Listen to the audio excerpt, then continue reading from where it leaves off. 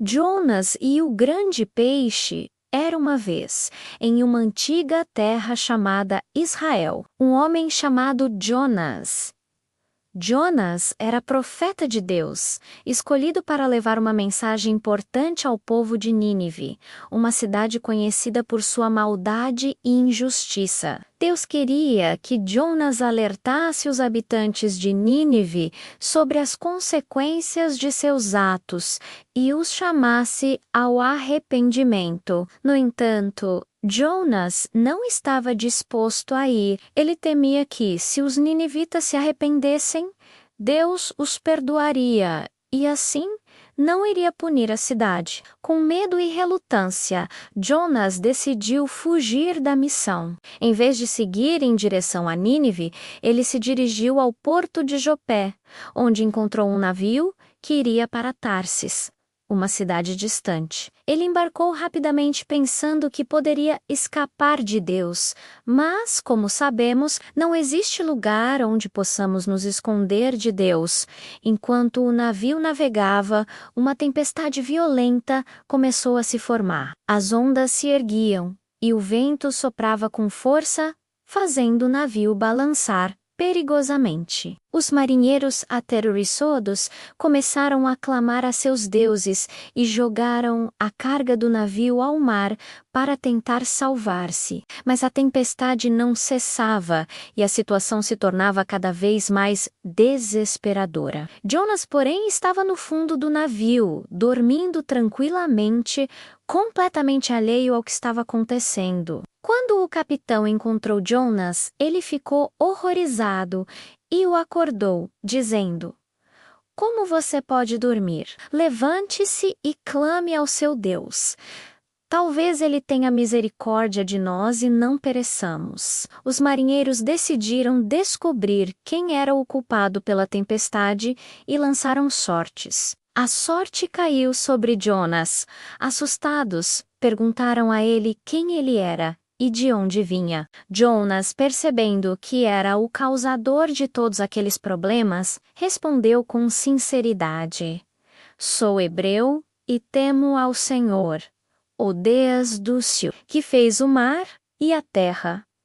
Os marinheiros, sabendo da gravidade da situação, perguntaram o que deveriam fazer para acalmar a tempestade. Jonas sabia que a única maneira de salvar a todos era se entregando. "Levantai-me e me joguem ao mar", disse ele. "Assim a tempestade cessará."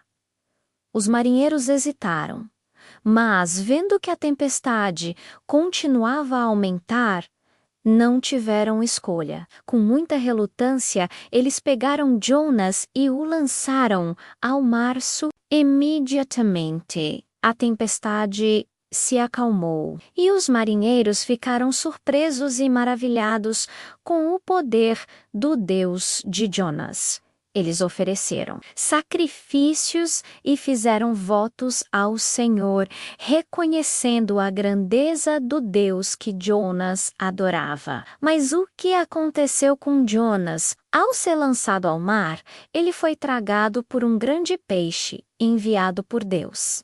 Assim, Jonas ficou dentro do peixe por 3 longos dias e 3 noites. No ventre do peixe, ele se sentiu sozinho, desesperado e reflexivo. Durante esse tempo, ele orou a Deus, pedindo perdão e clamando por misericórdia. A oração de Jonas foi sincera e cheia de arrependimento. Ele se lembrou de que, mesmo quando tentamos fugir de Deus, Ele sempre está conosco, pronto para ouvir. Após 3 dias, Deus falou ao peixe e este imediatamente lançou Jonas na costa. Jonas estava molhado, sujo e fraco, mas havia renascido em seu espírito. Ele percebia agora a importância de sua missão e a misericórdia de Deus, que lhe havia dado uma segunda chance. Decidido a cumprir a vontade de Deus, Jonas seguiu viagem para Nínive. Quando chegou à cidade, que era imensa, ele começou a pregar a mensagem que Deus havia lhe dado. Em 40 dias, Nínive será destruída. As palavras de Jonas ecoaram nas ruas, e o povo de Nínive ouviu com atenção. Para a surpresa de Jonas, as pessoas começaram a acreditar em Deus. Elas se vestiram de saco e se cobriram de cinzas, simbolizando o arrependimento. Até mesmo o rei de Nínive ouviu a mensagem e emitiu um decreto, pedindo que todos se voltassem para Deus e abandonassem seus maus caminhos. Deus, ao ver a sinceridade do arrependimento dos ninivitas, decidiu poupá-los da destruição que havia anunciado. Jonas, no entanto, não ficou feliz. Ele esperava que Nínive fosse destruída e se sentiu mal por Deus ter demonstrado misericórdia àquelas pessoas que, em sua visão, não mereciam perdão. Jonas se retirou para fora da cidade e fez um pequeno abrigo onde podia se sentar e ver o que aconteceria com Nínive. Enquanto Jonas estava lá, Deus fez crescer uma planta para fornecer sombra e conforto ao profeta.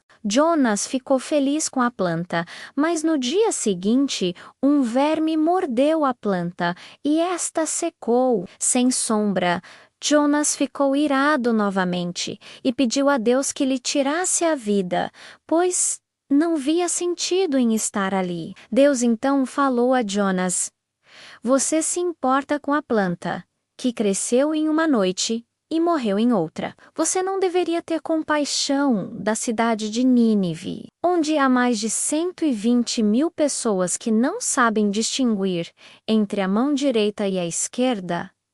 Não deveria eu ter misericórdia deles?" Essas palavras de Deus tocaram o coração de Jonas. Ele percebeu que a misericórdia de Deus não tem limites e que ele deseja que todos se arrependam e tenham vida. Essa lição de compaixão e misericórdia ficou gravada no coração de Jonas e se tornou parte vital de sua jornada como profeta. E assim a história de Jonas e o grande peixe se tornou um símbolo de arrependimento e amor divino, lembrando a todos que ninguém está além do perdão de Deus e que Ele sempre está disposto a dar uma segunda chance a quem verdadeiramente se arrepende. Mas a jornada de Jonas não terminou ali, sentado na colina, observando a cidade que fora poupada. As palavras de Deus ecoavam em sua mente. Não deveria eu ter misericórdia deles? Elas não eram apenas uma pergunta, mas um convite para que Jonas visse o mundo através dos olhos do Criador, e não através do seu próprio coração limitado. Jonas passou muitos dias em sua cabana simples. O sol escaldante dava lugar a noites frias, e ele permanecia ali, em um silêncio contemplativo. Ele já não sentia raiva, mas uma profunda vergonha, envergonhado por sua própria pequenez, por ter se importado mais com uma planta passageira do que com dezenas de milhares de almas. A misericórdia que ele mesmo havia recebido no ventre do peixe, menos a segunda chance que salvou sua vida.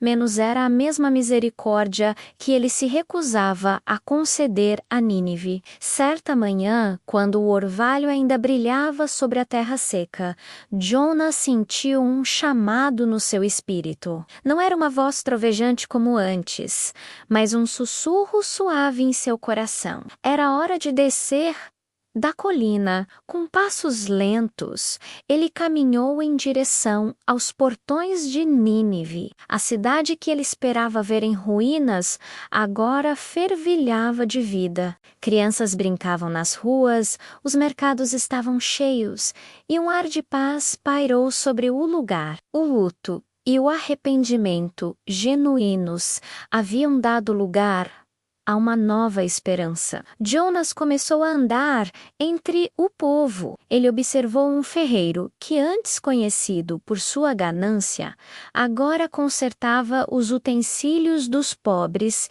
sem cobrar. Viu mulheres compartilhando pão, umas com as outras onde antes havia indiferença. O coração de Jonas aos poucos começou a mudar. Ele não via mais os inimigos de Israel ou os pecadores de Nínive. Ele via pessoas que riam, choravam, cometiam erros e, como ele, buscavam uma segunda chance. Ele passou a viver entre eles, não mais como um profeta da desgraça, mas como um sábio conselheiro. As pessoas o buscavam para ouvir sobre o Deus de Israel, o Deus de segunda chances. Jonas contava sua própria história, menos sua fuga, a tempestade, o grande peixe e sua oração no fundo do abismo. Contava não para se glorificar, mas para ilustrar a profundidade do perdão divino. Se Deus pôde me perdoar por ter fugido dele,